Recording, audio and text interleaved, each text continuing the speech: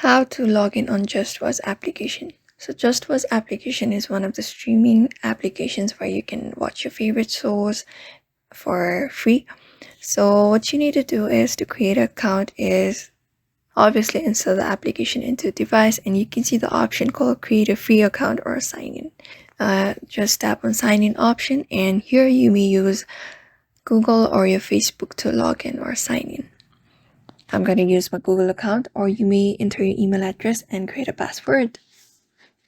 After choosing your Google account, you will be redirected to this page. Tap on next and select your streaming services, for example, Netflix, Disney Plus, Hulu, whatever you want, and tap on next and click on the shows that you're watching right now you want to watch.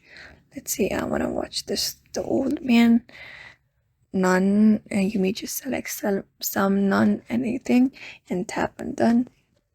And there you go, you have successfully linked or created your account on JustWatch very easily by logging with your Google account. So you may use this app to watch your favorite shows that you may not be able to watch.